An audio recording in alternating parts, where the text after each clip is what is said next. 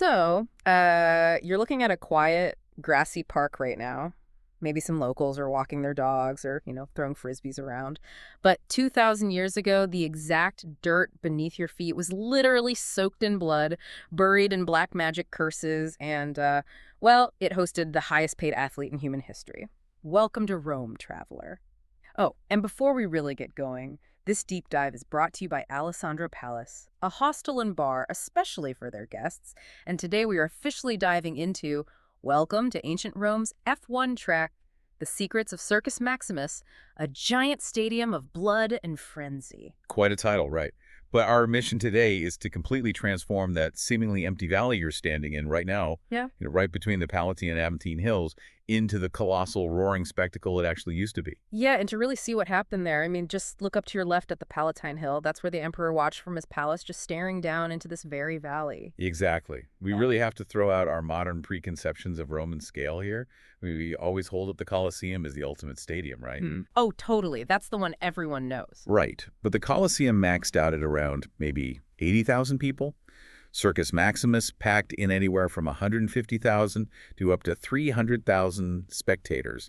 It was just the undisputed entertainment engine of the whole empire. Wow, 300,000. Okay, let's unpack this. So calling this an ancient F1 track isn't just about the speed, is it? It's about the sheer engineering and, the deadly physics involved. It's like F1. But instead of relying on aerodynamics, you're trying to corner a lightweight wooden basket behind 2 tons of raw muscle. Yep, and the steering mechanism was literally the driver's own skeleton. I mean, in these quadriga, which were the incredibly fast 4-horse chariots, the drivers didn't just hold the reins in their hands like you'd think. Wait, they didn't? No, they wrapped the heavy leather straps tightly around their waists. They literally used their spines as the steering column, just leaning their body weight backward to steer 500-kilogram horses. Wrapping the reins around your waist sounds like an absolute death sentence. If a horse goes down, you're the anchor. You're physically strapped to a runaway missile. Yeah, well, that was the fatal flaw in the design. If a chariot flipped, the driver was instantly dragged. Their only failsafe was this tiny curved knife tucked into their belt. Oh, man, so they had to cut themselves free while being dragged. Exactly. Tumbling through the dirt, surrounded by galloping hooves, they had maybe a split second to slash themselves free. And I'm guessing a crowd of 300,000 Romans didn't just, respectfully look away during a crash. Oh, they lived for it. They actually cheered for these brutal multi-chariot pileups. They called them the phragium, or shipwrecks. The carnage was honestly half the appeal for them. That is wild. But I guess it makes sense that a sport this extreme bred a completely unhinged fan culture.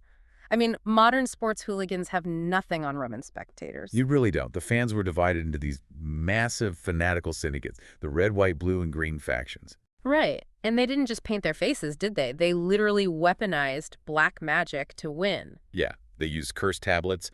Fans would actually carve spells into lead plates, begging underworld gods to shatter a rival driver's bones or, blind his horses. And they buried them right where you're walking today. Wait, like right in the dirt track? Yep, specifically at the turning posts. Those were the hairpins of the track, because mathematically that's where the physics broke down and crashes were most likely to happen anyway. The magic was really just a little insurance on probability. Wow. So they were basically rigging the odds, which tells me there was serious, serious money on the line. Unfathomable money. Take a driver named Gaius Appuleius Diocles, who won over 1,400 races. Adjusted for inflation, his career earnings equaled $15 billion today. 15 billion? That is insane. Yeah, it makes him the highest paid athlete in human history, period. Yeah. No one even comes close. With billionaire-level cash flowing through it, this valley wasn't just a track then. It was basically the political and economic center of the city. Which I guess is why this exact spot was the stage for Rome's darkest historical moments too, starting with its very foundation. Right. According to legend, King Romulus needed citizens for his new city, specifically women. So he hosted a fake religious sporting event right here to lure in the neighboring Sabines. A fake festival just to abduct them. Exactly. He knew the sheer spectacle and frenzy of the games would naturally disarm and distract the rival factions just long enough for his men to strike. He basically used the stadium as a weapon of mass distraction. That is so dark. And then centuries later, the sprawling economy of the stadium became a literal liability, didn't it? Because to feed and entertain 300,000 people, the underside of those bleachers must have been just a chaotic maze. Oh, it was a massive labyrinth of wooden fast food stalls, betting shops, and brothels. And that's exactly why it became the perfect tinderbox. Ah, the Great Fire, right?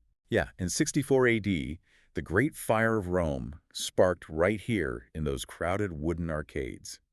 It spread out of this valley to consume two-thirds of the entire city. It's just chilling to think about what happened on the ground we're looking at right now. But the wild thing is, the frenzy never really left this valley. What do you mean? Well, today, this same dirt hosts massive rock concerts. We're talking artists like the Rolling Stones, Bruce Springsteen, and Måneskin. Oh, wow, yeah. The roaring crowds are actually still here. They just swapped chariots for electric guitars.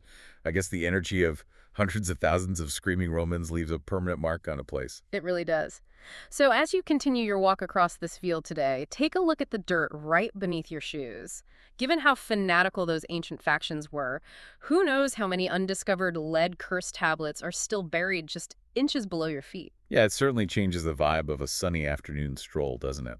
It really does. Anyway, enjoy the rest of your walk and remember to share today's adventures over a delicious drink tonight at Alessandro Palace. This episode was brought to you by Alessandro Palace, a hostel and bar in Rome.